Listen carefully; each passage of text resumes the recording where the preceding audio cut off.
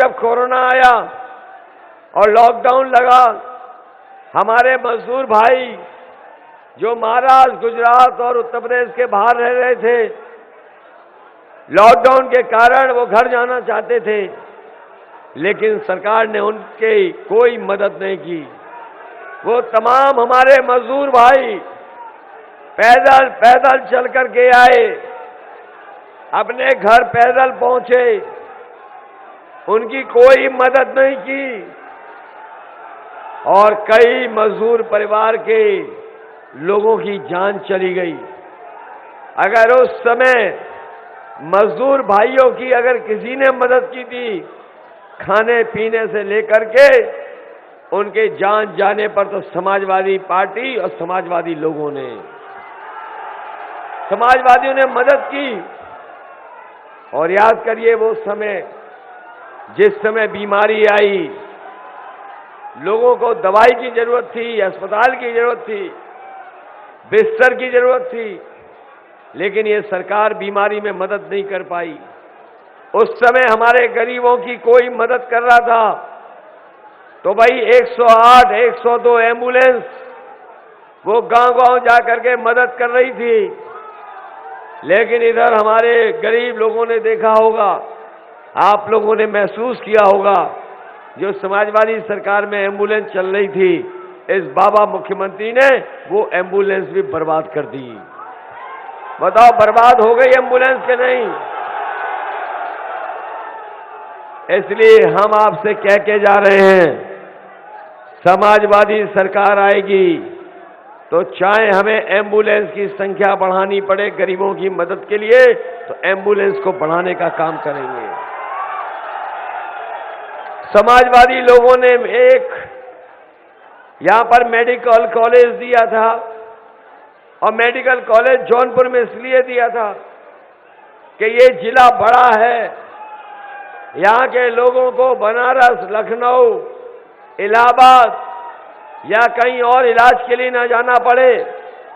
न केवल यहां पर पढ़ लिख करके नौजवान डॉक्टर बने, वहीं हमारे गरीबों का सस्ता और फ्री इलाज हो जाए।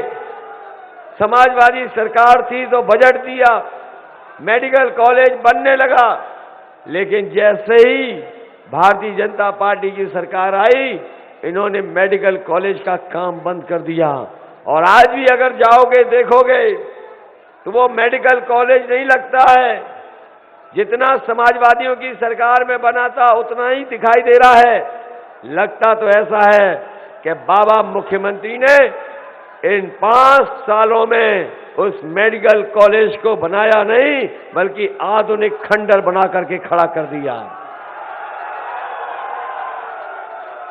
न केवल मेडिकल कॉलेज बनाया, लेकिन दिल्ली वाले कैंची लेके आ गए, लखनऊ वाले फीता लेके खड़े हो गए और बताओ उसका उद्घाटन कर दिया। जो मेडिकल कॉलेज पूरा नहीं हुआ, उस मेडिकल कॉलेज का उद्घाटन कर दिया। हम आपको भरोसा दिला के जा रहे हैं, इस जौनपुर के मेडिकल कॉलेज को चलाने के लिए अगर हमें डॉक्टर और स्टाफ को लखनऊ जैसी पीजीआई की सुविधा देनी पड़ेगी, तो पीजीआई जैसी सुविधा देकर के इस मेडिकल कॉलेज को चलाने का काम करेंगे।